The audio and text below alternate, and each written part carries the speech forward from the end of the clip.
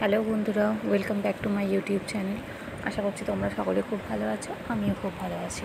দেখো, আজকে আমি নিয়ে এলাম সয়াবিনের নিরামিষ রেসিপি। আমি নিরামিষ সয়াবিনটা কীভাবে রান্না করি সেটাই তোমাদের সাথে আমি শেয়ার করলাম। তো আমি প্রথমে সয়াবিনগুলোকে হালকা গরম জলে ভিজিয়ে রেখেছিলাম। তারপর সেখান থেকে ছেঁকে নিয়ে কড়াইতে আমি প্রথমে সয়াবিনটাকে ভালো করে ভেজে নিলাম। এরপর দেখো, কড়াই গরম হয়ে আসলে তাতে তেল দিয়ে তেলটা একটু ভালো করে গরম করে নিয়ে তার মধ্যে তেজপাতা, গোটা জিরে ফোড়ন দিয়ে দিলাম। কয়েক সেকেন্ড নাড়াচাড়া করার পর আমার আলুটা যেহেতু আমি বয়েল করে রেখেছিলাম, তো তার জন্য আমি আগে তেলের মধ্যে মশলাগুলো দিয়ে দিলাম। আমার বাটা মশলা আগের থেকে পেস্ট করাই ছিল, যেমন যাতে টমেটো আছে, গোটা জিরে আছে, আর কাঁচা লঙ্কা, এগুলো পেস্ট করা ছিল, তো আমি সেটা দিয়ে দিলাম।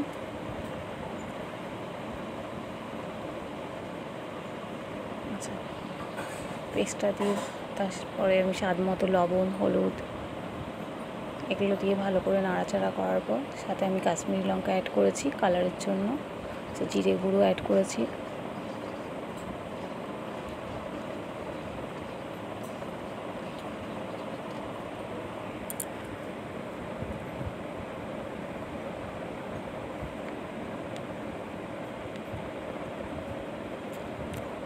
কাশ্মীরি লঙ্কা অ্যাড করার পর ভালোভাবে মশলাটাকে কষিয়ে নিয়ে এরপর আমার বয়েল করা আলুগুলো আমি এর মধ্যে দিয়ে আরও খানিকক্ষণ ভালোভাবে আলুগুলোর সাথে মশলাটাকে কষিয়ে নিলাম।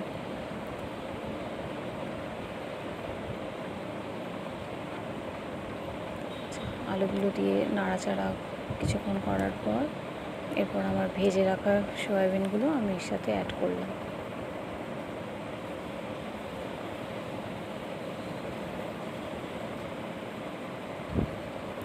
তো এবার দেখো, আমি সয়াবিনগুলোর সাথে অ্যাড করে আবারও খানিকক্ষণ নাড়াচাড়া করব।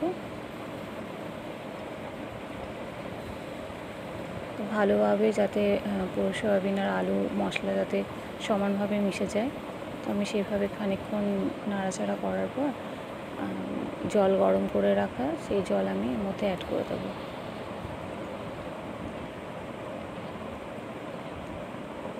জল দেওয়ার পর খানিকক্ষণ, আমি বেশি জল যদিও অ্যাড করিনি, অল্প একটু দিয়েছিলাম, তো একটু কষা কষা শুকনো করবো বলে।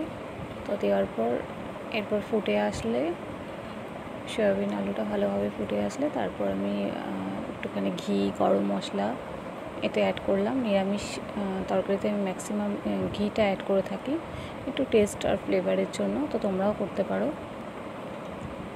ঘিটা যদিও আমার বাড়িতে বানানো, তো তার স্বাদটাই ছিল একদম অন্যরকম। তো ব্যাস, এবার দিয়ে নাড়াচাড়া করে আমি নামিয়ে দিলাম। তো আমার ভিডিও যদি তোমাদের ভালো লেগে থাকে তাহলে আমার চ্যানেলটাকে প্লিজ সাবস্ক্রাইব করে দিও। ওকে, বাই, টাটা। আজকের মতো এই পর্যন্তই। পরের রেসিপি নিয়ে আবার তোমাদের সাথে আলোচনা করব।